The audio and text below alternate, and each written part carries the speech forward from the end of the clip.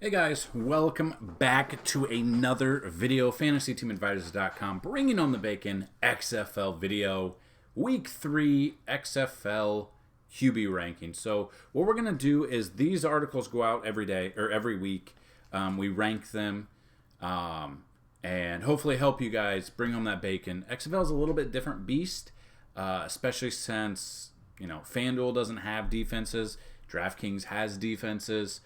So what we're going to do is we're going to show you the rankings, and it would be very helpful if when you're done with this video, you click the link in the video or for this article so I can see the stats. So I know you guys like these articles and you want me to continue them every single week. So that helps me out immensely. But yeah, so again, thank you everyone for your kind words. With our daughter who was born 6 weeks early on Monday, we just found out that she's now off phototherapy, so we can hold her as long as we want instead of 30 minutes every 3 or 4 hours. So yeah, after I do these videos, I will be headed over to the hospital. I'll have my laptop, so if you guys do have questions, I can definitely try to answer them for you. Big shout out to everybody. I did find some of the names. I can't find all of them, but everyone who donated just $1 or more to help us out with the bills and stuff, that was awesome. So thank you. I won't say your last name, so I don't want to say your last name out loud. Joe, Steven, we've got Raymond. I think the payment came out as Ray. I hope that was the same person. Alexander and Philip. So thank you guys for that. If you guys are interested, you definitely can. Don't feel like you need to. You can email me, fantasyteamadvisors@gmail.com, and I can give you the Venmo or PayPal. But thank you guys so much for what you guys have done. If you also want to help out, you can subscribe to the XFL content, which I'm going to go over now. So we're going to have separate videos for the rankings, and I will link all the videos together. But this is for the QB. So this is the rankings. These are the rankings that I have now. Between now and kickoff tomorrow, maybe the rankings will change and I'll update them. I will be at the hospital pretty much all day, so I'll try to update them if I can. But hopefully this helps you out. A lot of people had success last week. We had success last week, and I love getting emails from you guys showing me how much you've won or what the rankings did for you. So that being said, let's move on. Let's look at the QBs and the rankings. So as you can see, we have the rankings here. Looking at this, you might not be able to see it on screen. It really depends. So if you need to see it, click the link down below, or you have this and you can always download it as CSV or Excel file would probably be easier. But number 1, we have Philip Walker. Number 2, Jordan Ta'amu. 3, Cardell Jones. Number 4, Landry Jones. Number 5, Josh Johnson. 6, Brandon Silvers. 7, Matt McGloin. And number 8, Aaron Murray. Now, I don't know if Matt McGloin will be playing. Him and Aaron Murray are just not doing good so far. But I do want to tell you, we're going to go over the stuff. So Aaron Murray is out. Okay, so this will be updated. Aaron Murray is out. So I'm assuming Taylor Cornelius is going to be in. So that is something to monitor. I will try to update this, but Murray out, Cornelius in.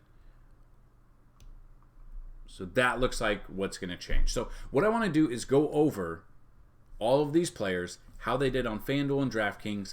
I know some of you that watch these videos play Alt Fantasy Sports, which gives you a season-long feel. I've heard mixed reviews. I've heard good things of how the players, how the scoring is gone, how sometimes your lineups don't show the players you drafted, stuff like that. So definitely feel for you. I understand that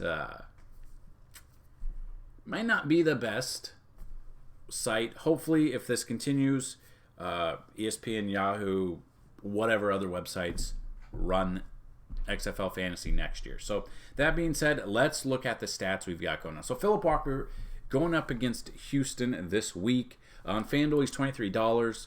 Looking at how he did last week against St. Louis, he had 27 rushing yards. He had 170 passing yards. He had 3 passing touchdowns.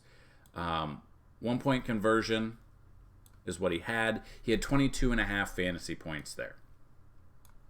The first week versus LA, he went 26 rushing yards, 272 passing yards, 4 touchdowns, 1 interception, 1 2-point conversion, 32.48 fantasy points. So in the 2 weeks on FanDuel, he's gotten 7 touchdowns and 1 interception. So he's doing big things. Over here on DraftKings, comes in 11,500. His game log, week 2 against St. Louis, he had 23 fantasy points on DraftKings. And week 1, he had 32. So the scoring's pretty similar for both sites, which you kind of don't see that with the NFL. But that's what we've got going on there. Jordan Ta'amu, looking at him. Give me a second. See, the problem is FanDuel, the main slate is Saturday, which, whatever, I guess.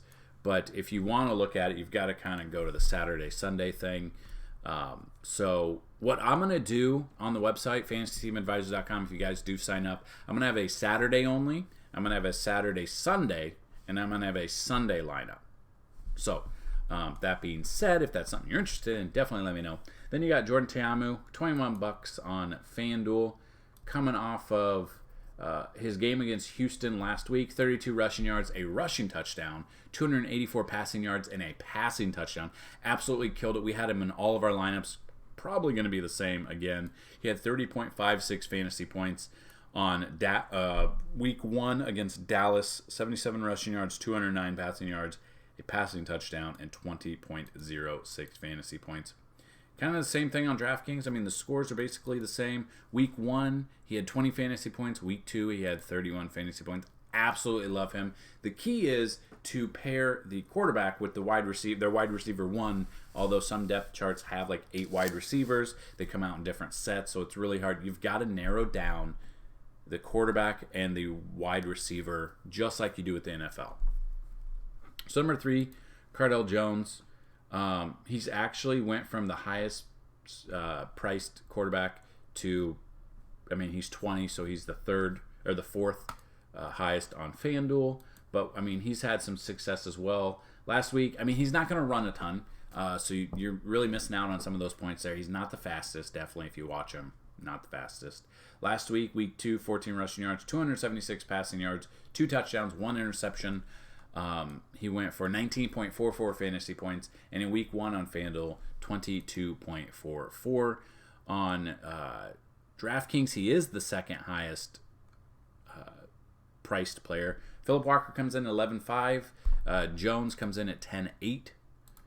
Looking at this, he had 19 fantasy points week 2. He had 20 fantasy points week 1. Landry Jones coming in. He was hurt the first week, but we waited around and we definitely got what we wanted. We were looking at that and came around. Absolutely loved it here. Landry Jones, got him. He's still lower priced, but last week, week 2, went 15.5 fantasy points, 13 rushing yards, 305 passing yards, a passing touchdown. He did have 2 interceptions though, so in theory, he could have had about 20 fantasy points if it weren't for the interceptions there. Number 5 is Josh Johnson. Waited around. He's questionable right now. He was limited at practice on Wednesday due to a thigh injury. It's the same injury that missed week 1, but he played in week 2. So he is questionable as of right now. Week 2, 18 fantasy points on DraftKings. And on FanDuel, 17.14. So big question mark there. I don't know how much I'll have of Josh Johnson considering playing DC and their defense has been pretty damn good. Then you got Brandon Silvers against Dallas this week. Week 2, he 8.64 fantasy points. Not a lot. But they are finally Seattle. The attendance apparently has been really, really good. or that's what Seattle has been claiming. Against DC week 1, 17.78 fantasy points. I don't know how much I'll play him. Matt McGloin, I won't play at all. Matt McGloin, I'm surprised he's still on the team, to be completely honest, after calling out his entire team right before halftime. I mean, the guy's playing like absolute dog shit. Absolute. It's not even funny. I mean, week 2, 8 completions on 19 attempts, 44 yards, 2 interceptions.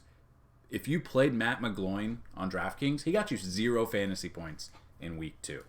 Week 1, 17 fantasy points. But yeah, I mean, McGloin, I don't know how he's starting. I honestly, if he starts out bad, McGloin could be out. And then it would be Luis Perez would be the starter?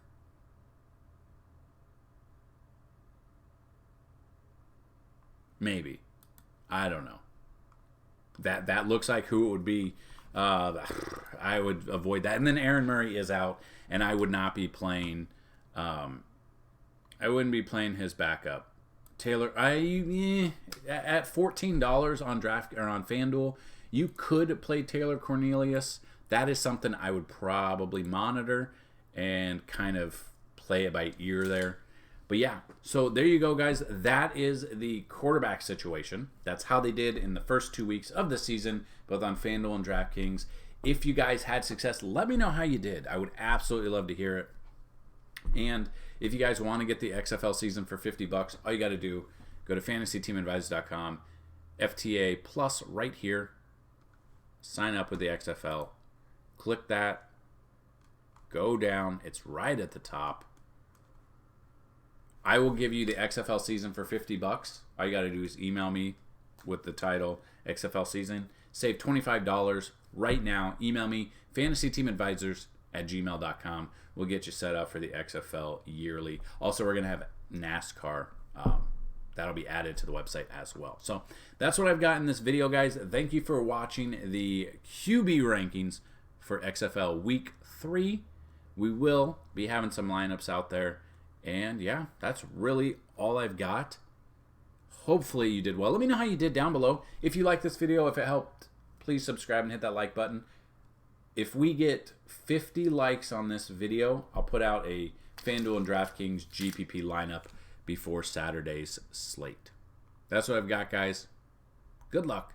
And as always, bring on that bacon. Peace.